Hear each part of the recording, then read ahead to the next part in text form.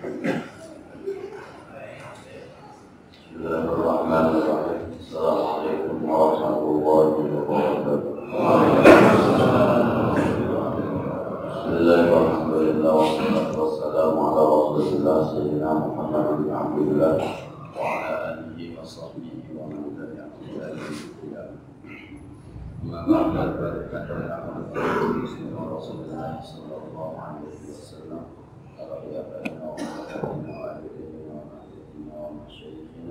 ولجميع المسلمين والمسلمات والمؤمنين والمؤمنات أشهد أن لا إله إلا الله والديه أحمد الغزالي الشيخ سيدنا محمد بن عبد الرحمن سيدنا عبد الوهاب بن عبد الصمد سيدنا محمد بن حمزة سيدنا الشيخ الحلال سيدنا عبد الزين بن زيد سيدنا محمد بن محمود سيدنا محمد بن علي أسألنا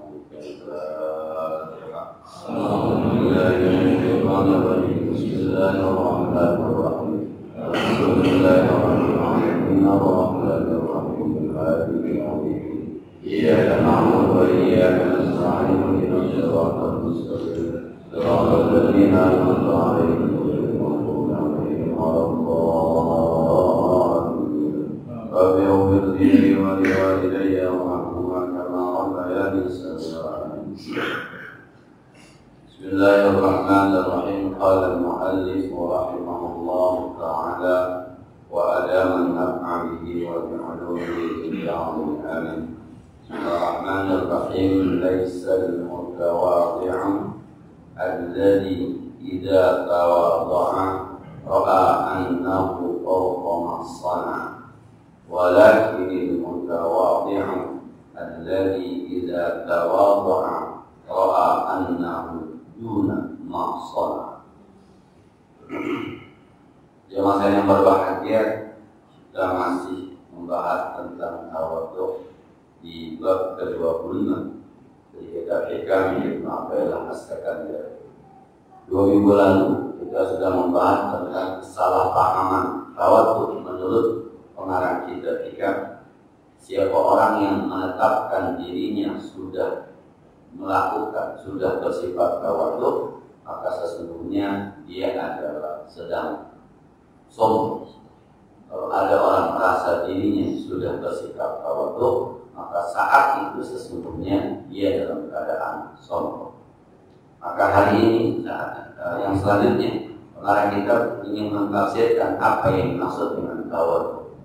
Dia berkata, laisa mutawaddi, bukanlah orang yang tawadhu itu alladzi idza tawadda'a, orang yang apabila berbuat tawadhu ra'a annahu, bahwasanya dia melihat dirinya fawqa ma shana, berada di atas apa yang sudah dia lakukan. Bukan tawadhu. Kalau ada orang ketemu guru kemudian duduk bersimpuh, cium tangan gurunya, bolak-balik jalannya kemudian mundur, lalu dia menyatakan bahwa hatinya mengatakan inilah sikap tawadhu sama guru, itu bukan tawadhu. Saat dia bilang inilah sikap tawadhu terhadap guru, berarti dia sedang sombong terhadap dirinya sendiri. Bukan itu yang dimaksud dengan tawadhu. Kalau ada orang cium tangan dengan orang tuanya, orang tuanya sedang tidur, dia bersimpuh depan orangnya, kemudian dia cium tangan bolak-balik, kemudian dia permisi, kata-katanya baik, katakannya, kemudian hatinya menyatakan bahwa inilah sikap tawadhu kepada orang tua, itu bukan tawadhu. Selama di hati masih ada rasa bahwa saya sudah bertawadhu, itu bukan tawadhu, itu sombong. Bahwa yang tadi contoh saya sampaikan itu adalah akhlak, ya betul. Akhlak kepada guru, akhlak kepada orang tua, akhlak kepada yang lebih tua, akhlak kepada orang alim, akhlak kepada sesama. Tapi yang dimaksud dengan tawadhu bukan itu. Yang dimaksud dengan tawadhu adalah walakinnal mutawaddi', yang orang tawadhu adalah alladzi idza tawadda'a, orang yang kalau dia bertawadhu ra'a annahu, bahwasanya dia melihat dirinya duna ma shana, berada nilainya di bawah apa yang dia kerjakan. Ketika dia beramal, dia menyatakan bahwa amal ini tidak seberapa dibanding amal orang lain, dibanding nikmat yang sudah diberi. Kalau kita ngaji semacam ini subuh-subuh, hati kita mengatakan ini belum seberapa dibanding para ulama yang kadang-kadang dari malam sampai subuh tidak tidur membahas sebuah masalah. Kalau kita baca Quran bisa khatam selama 1 minggu, itu belum apa-apa dibanding orang-orang yang bukan hanya menghatamkan Quran, tapi menghafalkan Quran, bahkan membahas tafsir-tafsir. Selalu di hatinya menyatakan bahwa saya bukan yang terbaik ketika yang melakukan tawadhu. Sikap semacam inilah yang disebut dengan tawadhu, dan itu memang adanya di hati kita masing-masing. Tidak bisa kita nilai orang sudah tawadhu atau belum tawadhu. Maka ketawaduan seseorang itu nanti di hikmah yang selanjutnya diukur bahwa dirinya kalau melihat anak kecil itu dia menyatakan bahwa dirinya lebih berdosa dibanding anak kecil yang memang belum ada catatan amal ibadah. Anak kecil sholat mungkin tidak ada pahalanya, walaupun itu nanti berimbas kepada orang tuanya. Anak kecil bikin dosa jelas tidak ada dosanya. Maka anak kecil pada level 0, 0. Sementara kita, ibadah kita ada pahalanya insya Allah, dosa kita ada dosanya insya Allah. Tapi mana yang banyak antara pahala dengan dosa? Yang jelas, andaikan pahalanya lebih banyak pun tetap ada titik dosa dibandingkan anak kecil. Maka orang yang tawadhu itu ketika berhadapan dengan anak kecil tidak merasa lebih baik dibanding mereka, justru merasa lebih buruk dibanding anak.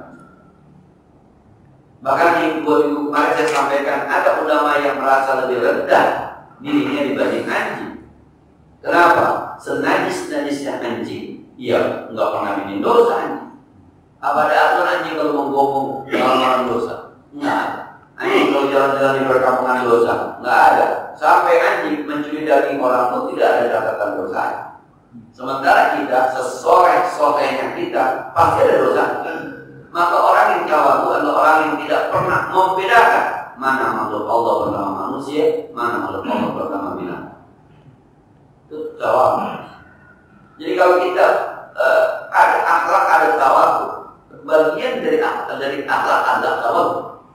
Maka kalau betul bahwa kalau ada guru kita hormat, ada orang tua kita hormat, ada orang yang lebih tua kita hormat, ada orang yang lebih alim kita hormat, penghormatan kita itu adalah akhlak. Tapi belum tentu itu bagian dari tawadhu. Ketika kita bersikap tawadhu adalah orang yang ketika melakukan sikap itu, dia merasa apa yang dia lakukan belum seberapa dibanding orang lain, dibanding makhluk lain, bahkan dibanding binatang sekali.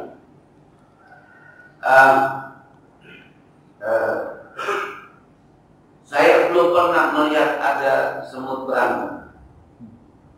Yang ada melihat semut selalu gotong royong. Ada yang berantem gara-gara kita adu konyol gitu. Nah, kita belum lihat ada lebah dengan lebah tawuran karena beda sarang atau beda madu, lebah hutan dengan lebah. Kita belum pernah lihat ada lebah yang tawuran. Yang kita lihat lebah itu adalah binatang yang masuknya baik, kemudian keluarnya baik. Coba bandingkan dengan dia yang kadang-kadang masuknya tidak baik, keluarnya tidak baik. Kadang-kadang masuknya baik, keluarnya juga tidak baik. Maka hati yang masih menyatakan bahwa lebih baik saya dibanding anjing, Anda belum tawadhu. Lebih baik saya dibanding anak kecil, Anda belum tawadhu. Lebih baik saya dibanding murid saya, Anda belum tawadhu. Lebih baik saya dibanding istri dan anak saya, Anda belum tawadhu. Selama hati ini masih menyatakan bahwa saya lebih baik dibanding yang lain, berarti kita belum bersikap tawadhu. Sementara hadisnya, siapa orang yang tawadhu, Allah akan angkat derajatnya. Siapa orang yang sombong, Allah akan menurunkan derajatnya. Tawadhu yang dimaksud menurut Hikam Ibnu Al-Sakandari, tawadhu yang semacam ini. Orang kaya kita kan kadang-kadang tawadhunya mirip-mirip, Pak. Kalau sama orang yang alim kita bisa tawadhu, tapi sama orang yang jahil kadang-kadang kita justru memunculkan kesombongan. Nah, Sama orang yang kaya kadang-kadang kita bisa tawadhu, tapi sama orang yang di bawah kita ekonominya kita bisa sombong kan. Sama guru kita bisa tawadhu, tapi sama murid kadang-kadang kita bisa sombong. Nah, jadi belum bisa dikatakan tawadhu selama kita masih ada rasa bahwa apapun kita masih lebih baik dibanding orang lain. Itu belum tawadhu. Maka ada di media sosial ulama-ulama yang mencium tangan anak kecil. Bukan anak kecil cium tangan kita, tapi justru dia mencium anak kecil. Bahasanya, kalau ukuran dosanya, ini bukunya belum ada catatan dosa. Kita sesolek-soleknya kita ada catatan tahajud ada, dengki sama orang ada.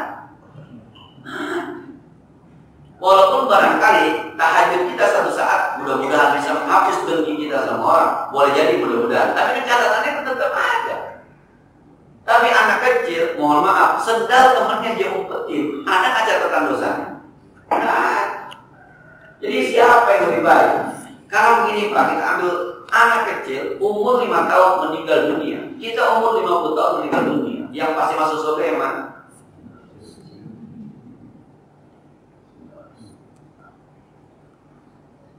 Nah, anjing Pak menggigit orang, anjing menggigit orang, kita menggigit tanah orang, meninggal dua-duanya, yang pasti masuk neraka yang mana? Anjing apa manusia? Ini memang dalam memang ini. Rasanya kita tahu gitu, kita termasuk yang sombong. Semua ini kita rasanya ini. Bahwa mutakabbir haqqan rasanya. Sebab kadang-kadang ada juga yang mengundang kita untuk menyepelekan orang. Misal kita pernah main ke Polimora misalnya. Ada teman kita yang baru main ke Polimora cerita sampai ke pusat-pusat cerita. Bagaimana hati kita? Kamu aja sombong. Kita nggak ngomong, tapi hatinya mengatakan ikut. Ya, kata belum pernah kali. Itu belum tahu. Bahwa kita nahan untuk tidak menyakiti dia. Kita dengarkan ceritanya seakan-akan baru, seakan-akan kita tidak tahu, itu adalah akhlak. Betul. Tapi akal kali hati masih nolak. Apalagi pakai ngebanting bayar. Beli apaan tuh di kulit? Gak beli bapak. Iya, main doanya cerita. Nah, ini sikap tawadhu. Jadi yang namanya tawadhu itu bukan kita merasa rendah di depan orang lain dalam tanda petik, tapi kita merasa bahwa apa yang kita lakukan itu jauh di bawah rata-rata orang lain. Kalau di Istiqomah 5 habis hujan, kalau kita tuh ada aspal, ada becek. Ada seorang ulama lagi duduk kelima. Dan anjing lewat. Dibilang ini anjing kalau lewat pasti kakinya basah. Orang ada becek. Akhirnya dilepas makanannya, dia tengkurap di becek. Biar anjing bisa melewati badan. Nah, jadi tengkurap anjing lewat di badannya, dia becek-becekkan badan. Selesai, ditanya. Kalau kita kiai, itu tadi apa begitu? Ketika saya sedang makan sayur anjing, hati saya begini. Anjing jelek amat. Hati saya harus lawan gitu. Untuk menghilangkan itu semua, maka saya persilahkan anjing jalan di atas badan saya, biarin badan saya. Ada seorang ulama yang Syekh Jubri yang sekarang sedang inlet di dunia. Suatu saat muridnya lagi membersihin WC hotel tempat ini. Puasa bersihin sampai ke bahasa kita akhirnya bilang begini, Syekh, kenapa bikin gitu? Apa dia bilang? Tadi waktu saya ceramah ada hati saya sombong, rasanya saya paling pintar. Saya ingin bunuh rasa itu dengan bersihin WC. Enggak mau itu, ada rasa itu enggak mau. Subhanallah. Saya termasuk orang yang enggak bisa menahan begitu. Karena kalau udah dicilin orang suka mau apa bahasa dari ngelak. Wah. Yang saya pernah cerita, saya diundang ceramah ke Rajab dulu, Rajab zaman dulu masih jalanan masih rusak kayak begitu tuh Rajab tuh, hujan-hujan kita naik motor sampai di sana ada seorang ustadz yang lulusan pesantren lagi ceramah. Saya baru datang, belum soal Isya, anda berangkatnya dari maghrib. Itu ceramahnya dalam tanda petik ngecilin kita kalau kita pakai celana hujan. Bahasanya, kalau saya, ya Allah, Ustaz, hati saya nih, enak pesantren. Nah, karena saya terlambat, terakhir saya baru ceramah. Ada ustaznya, itu tuh, kadang-kadang itu. Tadi kita dikecilin, tidak kita, pas benar itu. Ada rasa begitu. Maka saya bilang, ketika ayat lillahi ma bis samawati wal ardh, kepunyaan Allah apa saja di langit dan bumi. Ya Ustaz ya, linknya ini nih lillahi lil milki. Kata Imam apa namanya kitab Al-Biyah Ibnu Malik al-Lamu lil milki wa syibihi wa bi tahdiyatin aidan wa ta'lilil bumi. Lam ini milik, ini punya Allah. Kan jamaah pada mau menggunakan hati dah nih kiai yang di pesantren yang hati Ustaz ya. Aduh aja. Terus ngomong kalau saya Bukhari bilang begini, nggak kenal ada Rasul Bukhari di grup kita nih, kenal saya Bukhari Ustaz Bukhari. Akhirnya Ustaz bilang juga kan Ustaz. Tuh kalau ingat itu rasanya hati saya suka ingat, saya kesombong amat ya. Ngelam gitu ketika gitu. Itu bagaimana masih tawadhu kalau itu masih muncul. Nah, bapak-bapak di kampungnya mohon maaf orang kaya, kiai, ustaz di kampung orang lain kagak dikenal, ada kan juga rasa. Ya kagak tahu siapa kalau jujur artinya. Selama itu masih ada, itu belum tawadhu. Sekali lagi kata Ibnu berdasarkan dari yang namanya tawadhu, apapun yang kita lakukan itu masih jauh di bawah yang dilakukan oleh orang lain. Termasuk anak-anak kecil, termasuk binatang-binatang yang sesungguhnya mereka jauh lebih mulia ukuran ibadahnya, ukuran dosanya dibanding kita. Nah, jadi kalau pakai ukuran ini rasanya gitu, rasanya kok saya termasuk orang yang masih sombong. Sebab kadang-kadang ada di hati kita katakan bahwa kita sudah berbuat tawadhu. Selanjutnya at-tawadhu al-haqiqi huwa makana nashi'atan an syuhudi 'azamatihi wa tajalli sifatihi.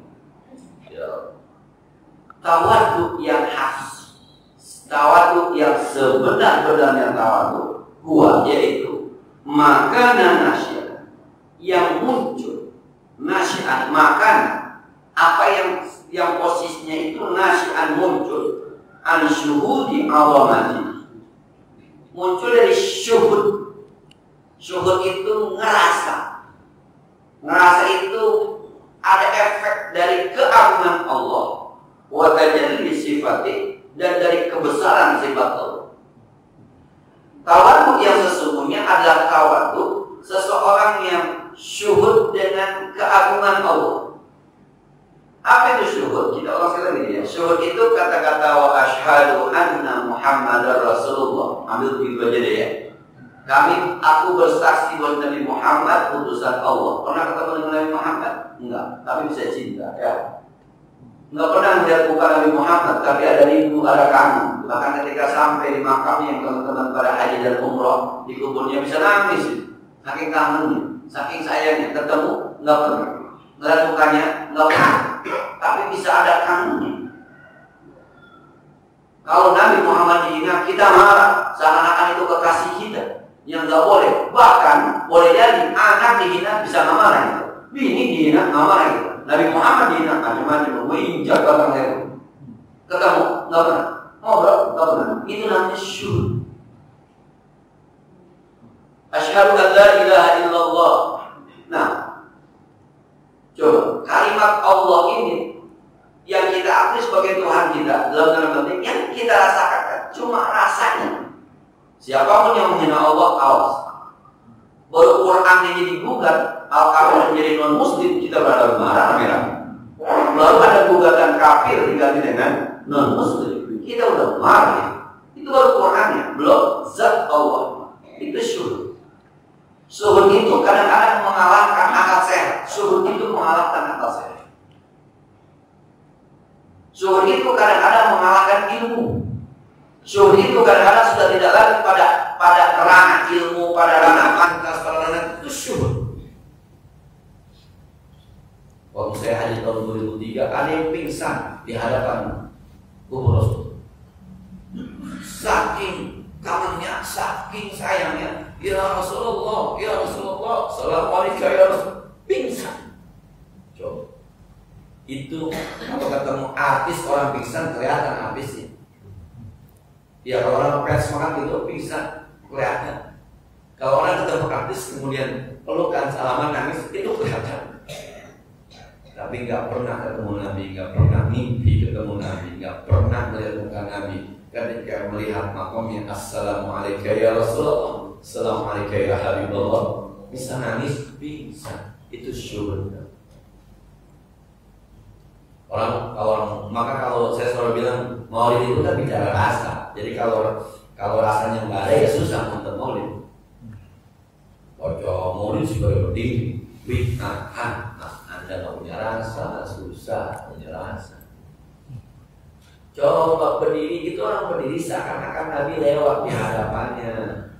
Karena ada rasa Nabi lewat, kemudian dikasih minyak wangi biar wangi, sebab Nabi keringatnya wangi. Makanya Nabi salam alaika. Seakan-akan maka rata-rata orang tangannya begini nih, kalau lagi berdiri nih, menunjukkan bahwa kesantunan, kesopanan menghadap Nabi. Nggak ada yang begini, nggak ada.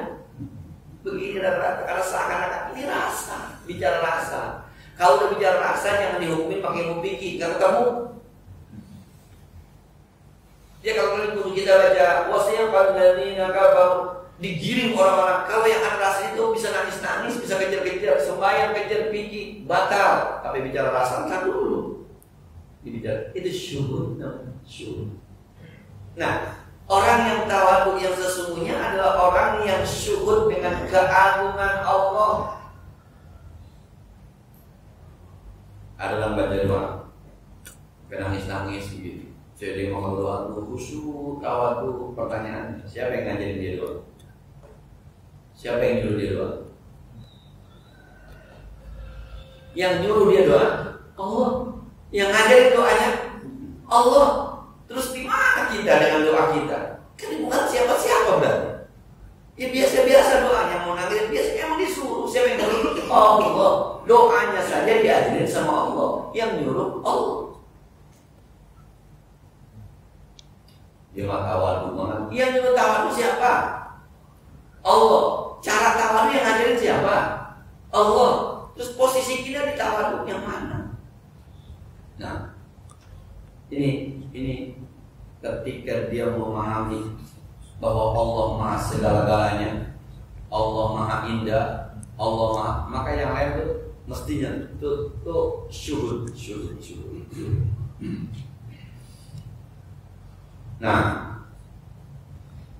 maka kadang-kadang kalau melihat anak kecil yang bisa hafal Quran, ada tuh yang di media sosial 2 orang itu tuh yang suruh buka mundur 100 halaman, maju 2 halaman, paling bawah pojok kanan. Oh, kepungan. Kadang-kadang kita melihat orang kayak gini nih, Allah berikan.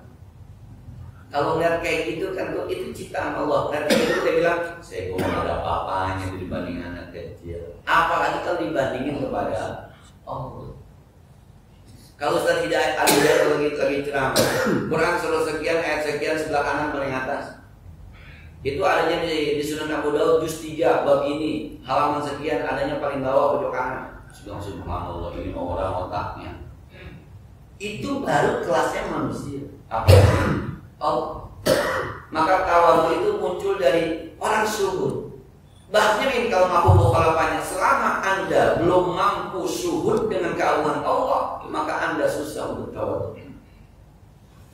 Syuhud itu apa? Model kata itu syuhud itu. Pernah nggak Pak kita mikirin hujan? Enggak kan? Kita bukan mikirin hujan, kita adalah penikmat hujan. Bahwa prosesnya ada matahari yang menyinari laut, ini kan tidak ada campur tangan manusia. Ada laut yang luas luar biasa, ini kan tidak ada campur tangan manusia. Ada air laut yang kena sinar matahari kemudian menguap, ini kan tidak ada campur tangan manusia. Setelah menguap pun naik ke atas pada posisi yang di atas dingin membeku, tidak ada campur tangan manusia. Kemudian ditiup sama angin, Tidak ada campur tangan manusia, kemudian turun hujan. Ini bagi orang-orang yang zuhud ketika melihat hujan, bukan hujannya yang pilih, tapi proses di mana tidak ada campur tangan manusia, Allah yang membuat kita. Maka dia nggak mau. Pada level itu boleh jadi ada orang-orang tua, aki-aki yang ketika hujan, mandi hujan. Orang bilang, aki mandi hujan, ternyata masuk angin. Nggak tahu diceritain. Maka hari kekuasaan macam saya sedang menikmati sesuatu yang Allah berikan lewat kekuasaan. Mudah-mudahan berkah. Susahnya. Karena maka kata lihat aki-aki mandi hujan, kita bilang kan saya kayak anak kecil aja. Bukan. Kehujanan dinikmati aja, kakak ngumpet nggak sombong malu hujan pakai ngumpet. Bahasa begitu. Ini prosesnya kekuasaan Allah. Ini Allah mati. Maka dia bisa tawaduk dengan air hujan. Dia bisa tawaduk. Sehujan-hujannya hujan, sedingin-dinginnya hujan, itu produk asli Allah. Nah, itu produk asli Allah. Jangan dihina. Hujan mulu ya. Hujan mulu ya. Aduh, subhanallah. Orang gue jadi sepi. Nah, sepanas-panasnya matahari itu produk Allah. Jangan dihina. Panas mulu ya. Nah, dan panas mulu dan hujan mulu, dan panas dingin, gue panas dingin sedang padahal itu kan. Tapi masih ngeluh juga.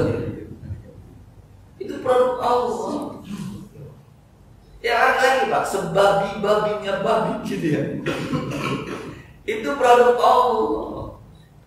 Maka kata Nabi, kalau mau nyembelih, sembelih dengan baik.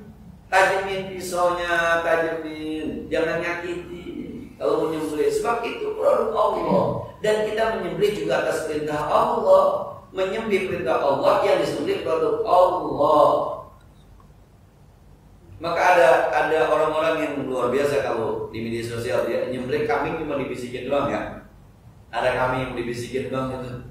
Bismillahirrahmanirrahim. Rebah tuh kambing, rebah ya, diem aja, dipotong diem aja tuh kambing. Nah, ya, tapi ada juga yang tidak lucu deh ya. Ada sapi ngamuk nggak bisa dibisikin sama jaga, rebah tuh sapi. Kalau nanya dibisikin apa? Aku bisikin Indonesia utangnya banyak. Nangis lupa.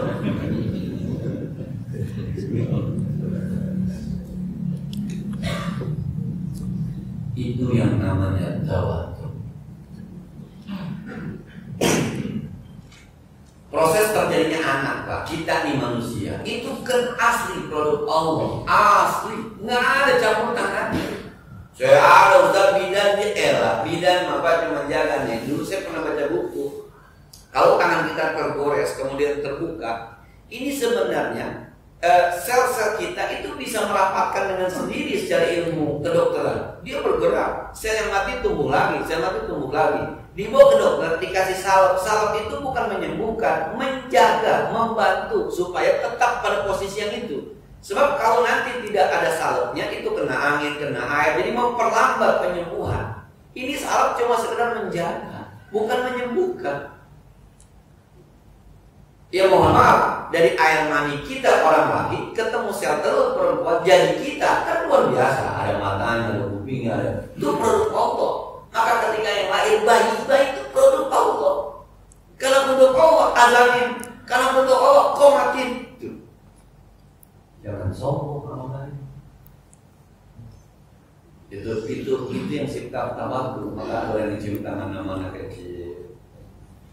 Nah, ini Pak nih, kita pulang dari sini terus kita ngamalin cium tangan sama anak kecil. Ini kita ngamalin cium tangan kecil. Terus kita cium tangan itu sama anak kita, sama cucu kita. Yang ada di hati kita apa?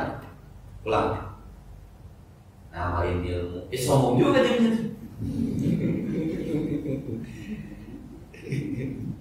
Bahwa itu ada akhlak dia, itu ada akhlak dia itu akhlak dia betul. Bahwa ketika kita bilang, oh tumben cium tangan sama cucu, ngamalin ilmu, tarik ngaji masjid mulai di masjid, ngamalin ilmu, Itu ketika kita menetapkan diri kita sudah mengamalkan ilmu, seakan-akan tidak bilang orang lain kalian ngamalin ilmu. Itu al-mutakabbir haqqan. Terus bagaimana Ustaz? Ribet ini. Nah, sekali lagi, jadi intinya adalah akhlak tetap dilaksanakan. Ini bicara akhlak ya, cium tangan segala macam itu bicara akhlak. Tapi soal tawadhu ada sikap di mana kita harus rajin-rajin menggali kemahakuasaan Allah, keagungan sifat-sifat Allah. Coba bicara Ar-Rahman Ar-Rahim, Maha Pengasih, Maha Penyayang. Nah, nyamuk itu nyamuk Pak. Nyamuk kalau kata Agim itu hidupnya terancam nyamuk. Dia menjadi makanan kan berbahaya, taruhannya mati. Tapi nyamuk kecil kayak gitu sampai saat ini tetap eksis Pak. Tetap eksis, nggak pernah tuh nyamuk selesai. Nyamuk sampai habis Pak, nggak ada, pasti ada aja. Umurnya pendek kan ya, karena menurut penelitian namanya 21 hari. Nyamuk dari melendak sampai mati, ajarnya 21 hari. Ditepuk sama kagak ditepuk, diobatin sama diobatin, mati 21 hari. Tapi sampai sekarang masih ada, makin banyak Pak. Nah, Allah kasih rizki kepada nyamuk saking Allah Maha Pengasih, Maha Penyayang. إن الله يستحي أن يضرب مثلا ما بعوضة كما فوقها فأما الذين آمنوا فيعلمون أنه الحق من ربهم وأما الكفر فيقولون ماذا أراد الله بهذا مثلا يضل به كثيرا ويهدي به كثيرا ومن يضل به الفاسقين. Allah kasih perumpamaan nyamuk, coba. Gara-gara nyamuk, berapa pabrik obat nyamuk? Yang merek A, merek B, merek C, satu pabrik berapa ribu karyawan? Satu karyawan berapa anaknya? Belum kita tanya berapa istrinya? Nah, belum lagi tukang parkirnya, belum lagi. Ada lagi penyakit yang harus masuk ke rumah sakit. Ada namanya malaria, ada demam berdarah. Berapa dokter yang dapat rezeki dari? Berapa perawat dapat rezeki? Berapa rumah sakit dapat rezeki? Rumah sakit ada pajaknya, negara juga dapat rezeki. Tukang parkir juga dapat rezeki. Itu bentuk sampai-sampai nanti ada orang yang mengatakan ada kesimpulan, "Oh makhluk hadza batila." Tidak ada yang Allah ciptakan itu sia-sia, nggak ada. Semuanya baik, semuanya. Pada tahap dia memahami itu, maka apa yang dia kasih kepada orang lain, ini mah nggak ada apa-apanya. Apa yang sumbangkan kepada orang lain, ini mah nggak ada apa-apanya. Maka di hatinya itu tidak ada cerita bahwa gua sudah dermawan, gua sudah sodako, enggak ada. Sebab bayangan kemahakuasaan Allah itu jauh lebih hebat di hatinya dibanding kebaikan yang dia buat. Nah, kalau kita simpulkan pada yang pertama tadi, bukan sikap orang yang tawadhu itu orang yang kalau sudah berbuat merasa tinggi. Kalau kita bahasa dibanding dia mendingan gua, nah itu udah repot itu dibanding lu baca Quran cuma sebentar doang, lu masih mending, jangan lu nggak baca. Nah, kalau masih pakai bahasa masih mending juga beres. Yang namanya tawadhu itu ketika dia berikan sesuatu, dia justru merasa jauh di bawah apa yang dia berikan. Dan tawadhu yang hakiki adalah tawadhu yang muncul kesadaran, rasa bahwa Allah Maha Segala, keagungan Allah, kehebatan sifat Allah yang menyebabkan dirinya selalu tawadhu. Maka kadang-kadang memang ketika bicara rasa kemahakuasaan Allah, rasa kadang-kadang memang nilai kewajaran, nilai kepantasan itu seakan-akan tidak berlaku, dan yang ada di hatinya adalah kemahakuasaan Allah Subhanahu wa Ta'ala. Insyaallah nanti kita akan lanjutkan di pertemuan berikutnya tentang bagaimana orang yang sudah merasakan agungnya sifat Allah itu akan mengeluarkan sifat sombong yang ada di hati. Saya kira ini barangkali sebagaimana biasa yang perlu kita diskusikan dan dilanjutkan. Ada pertanyaan dengan kawan silahkan.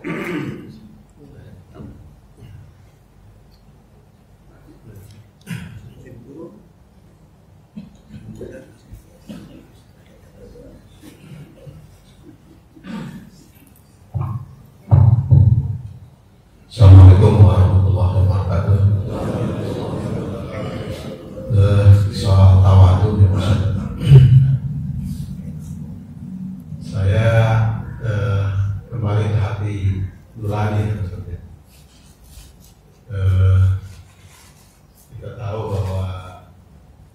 Kiai itu ilmunya tinggi.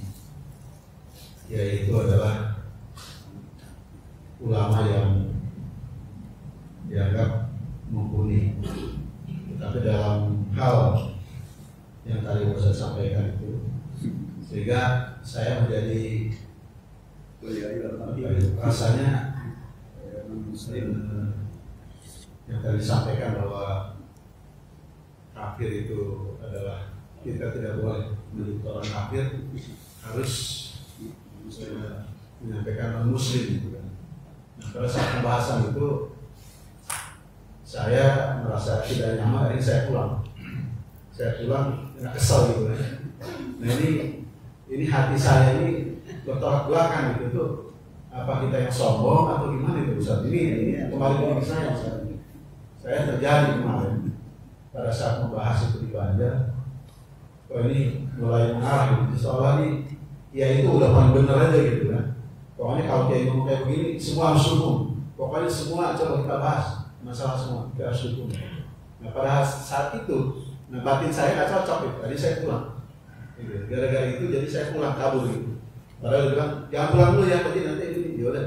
Tapi saya kabur karena nggak cocok dengan hati saya gitu. Jadi yang saya tanyakan itu saya ini adalah ya mungkin tidak tahu barangkali ya. Ini yang jadi saya jadi permasalahan. Jadi ganjalan Ustaz. Gimana tuh mohon pandangan? Terima kasih. Diulang dikit ya. Ada syariat, ada tarikat. Nah, ini diulang dikit ya. Ada syariat, ada tarikat, nanti naik ke hakikat dan ujungnya adalah makhluk. Syariat itu harus dilakukan. Kalau bahasa kita ilmu fikih itu syariat. Man ra'a munkaran falyughayyirhu biyadihi, itu syariat.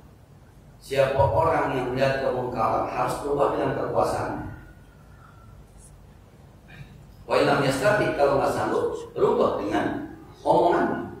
Kalau nggak sanggup berubah dengan hatinya. Yang dilakukan oleh Pak itu hati. Wa huwa al-amrul iman. Tapi itu iman yang paling lemah ketika kita hanya mampu merubah dengan hati. Dan banyak kita nih melihat perempuan pakai rok pendek, tangan pendek, kita benci. Tapi kekuasaan kita nggak bisa, mulut kita nggak bisa. Akhirnya kita cuma pakai hati, maka kita nunduk, kita pulang. Tapi ada juga yang tetap stay di tempat tadi. Hatinya juga nggak bisa diem-dieman. Dan ini syariat, kudu dikerjain yang begini. Cuma ketika syariat ini kita pakai, ini ada dampingannya tarikat. Ketika kita lakukan itu tuh tadi, ada nggak rasa bahwa kita paling baik, bahwa kita paling benar, bahwa kita paling sahih? Ada nggak rasa itu? Kalau ada rasa itu, maka syariat kita yang kita jalankan itu ada nilai sombong. Nah, kita sholatnya sekarang. Syariatnya kan mudzoin ada kominda kulli masjid, ambil pakaian kamu yang terbaik.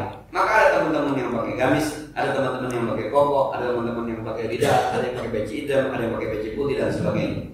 Itu benar, harus dilakukan. Itu syariat. Ketika kita pakai gamis, ada nggak rasa begini di hati? Ada nih, saling jaket dan sebagainya. Ketika kita pakai selendang begini, bagaimana? Orang pakai selendang di sini tiga begitu panas, kami yang pakai. Ada nggak tuh kayak gitu? Kalau ada, berarti dari segi tarikat kita belum terbiasa. Syariatnya udah oke. Tarik itu. Jadi harus dilakukan itu. Bahwa saya nggak setuju, saya keluar. Sebab saya mau berhentikan sidang, saya nggak bisa. Ngomong, saya nggak bisa. Maka saya harus keluar. Ini syariat. Soal nanti tarekat, tapi kayaknya jadi sombong itu saya Ustaznya. Ini harus dilatih nih. Ini latih. Nggak bisa bim salim abrakadabra, nggak bisa. Harus dilatih. Besok akan jadi lagi begitu lagi, ada lagi begitu lagi. Nah, Bapak dihina, sabar. Sabar itu syariat. Bapak akhirnya tidak menghina orang lain, tidak melawan. Tapi ketika Bapak tidak melawan, tidak menghina, ada nggak di hati Bapak? Begini memang yang baik, diam aja. Nah, kalau ada itu masuk sombong. Tapi harus tetap dilakukan, itu namanya syariat. Maka ada syariat, ada tarikat. Tarikat itu kan jalan menuju Allah. Jalan menuju Allah. Sholat ini jalan menuju Allah, tempelin tariqah. Puasa, tempelin tariqah. Awas, sombong. Awas lihat, awas gitu. Sama, muadzin juga kalau ajar, kan ada banyak muadzin ajar. Allahu Akbar gitu. Emang harus azan. Itu syariat. Tapi ketika azan, ada tak rasa kayak gini? Panjang juga nafas gue. Ada tak?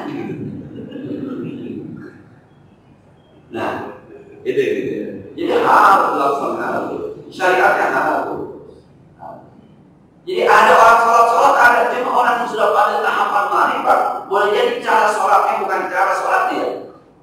Itu dia baca qul wajib nangis gimana? Qul huwallahu sampai zaman Nabi itu ada seorang sahabat yang dikit-dikit qul disambung dengan yang lain. Qul sampai ada orang nanya, ya Rasul itu dia qul mulu. Dia suruh juga. Jadi dia bawa dalamnya qul huwallahu ahad, Allahus samad. Setelah saya baca qul, tambah lagi bismillahirrahmanirrahim dan selalu ada qulnya. Ketika ditanya sama Nabi, kenapa kamu qul? Dia bilang, saya demen Rasul sama qul. Saya demen itu kalimat yang ada tauhidnya. Al-ikhlas. Kata Rasul, kalau Anda pengen orang yang maksudnya ahli surga, dia demen dengan Allah kalimat qul. Kan syariatnya tetap sholat kan, cuma yang dipakai itu udah bicara di hati. Qul aja qul. Sama kayak kita, qul. Masa qul-qulnya? Lalu apaan? Kita mau bukan demen sama qul, kita mah demen kayak dia. Gitu. Ini jadi ada syariat, ada tariqat. Tariqat nanti naiknya ke hakikat naiknya nanti ke ma'rifat. Syariat juga. Maka saya bilang ini namanya yang ini tariqat syar'i. Ada tariqat murfi. Tapi ini nggak boleh ditinggalin, harus ngaji kayak gini ngaji nih. Tetap ngaji, emang disuruh ngaji. Pas Allah ini ikut tugas kamu. Lagi sekali lagi yang kamu nama lagi yang kamu kalau tidak banyak kalian yang wajib ngaji. Ketika kita ngaji ada nggak rasa? Nah, kalau nggak rasa ngaji lagi. Maka kadang-kadang jangan ngajar mulu, ngaji juga. Jangan khotib mulu, dengerin juga. Maka orang yang tidak khotib Jumat setahun, khotib mulu, bahaya. Maka saya bilang, dua Jumat jadi khotib, 2 Jumat dengerin. So boleh jadi ada penjelasan khotib yang harus nasihatin kita. Nah, kapan-kapan jadi guru, kapan-kapan jadi murid. Maka emang kalau jadi guru punya guru lagi.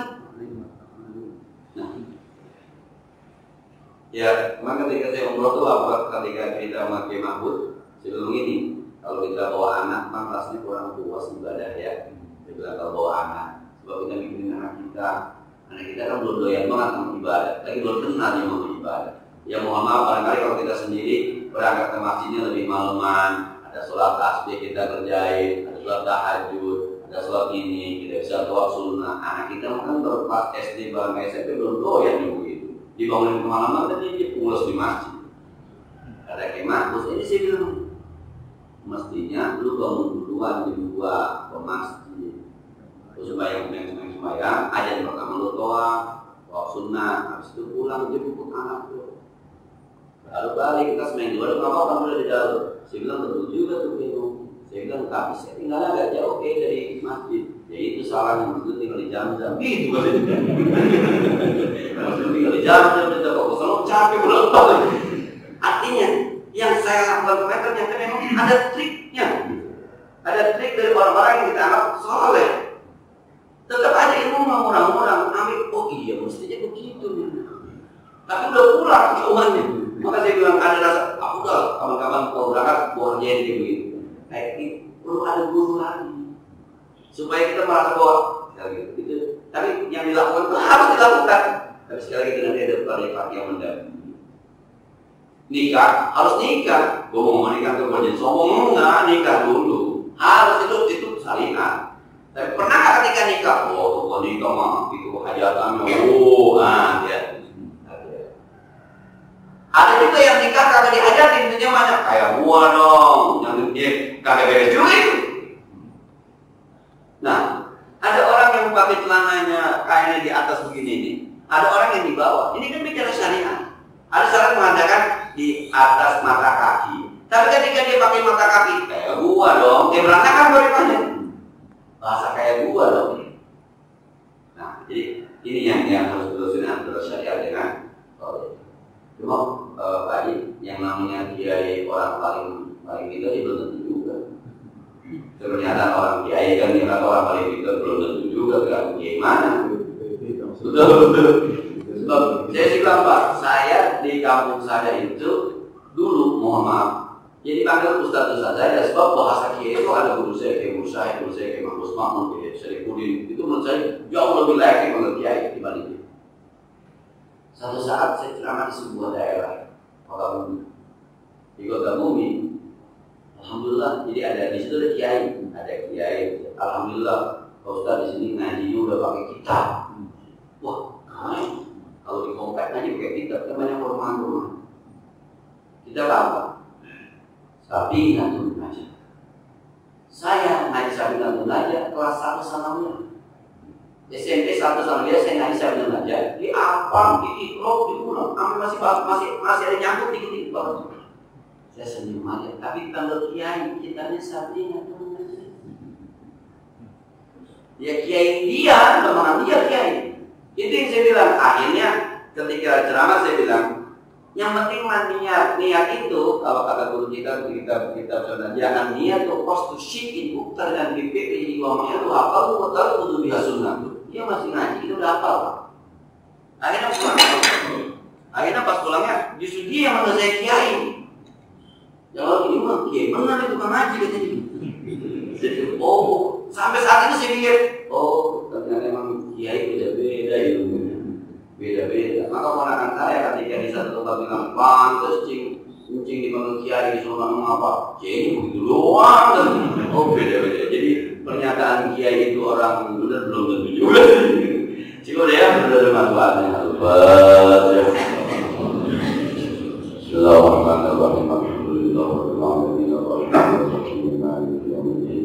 Iyyaka na'budu wa iyyaka nasta'in. Ihdinas siratal mustaqim. صراط الذين أنعمت عليهم غير المغضوب عليهم ولا الضالين وصل وسلم وبارك على سيدنا محمد وعلى آل سيدنا محمد وانفعنا بما علمتنا وزدنا علما ينفعنا ربنا زدنا علما نافعا وفهما صادقا ولسانا ذاكرا وقلبا شاكرا اللهم إنا نعوذ بك من علم لا ينفع من قلب لا يخشع من دعاء لا يشفع من دعاء لا يسمع ونعوذ بك من هؤلاء الأربعة حتى نغفر لنا ولوالدينا ولمشايخنا ولجيراننا ولمن حكم علينا ربنا آتنا في الدنيا حسنة وفي الآخرة حسنة وقنا عذاب النار صلى الله على سيدنا محمد وعلى آله وصحبه وسلم سبحان ربك رب العزة عما يصفون سلام على المرسلين والحمد لله رب العالمين السلام عليكم ورحمة الله.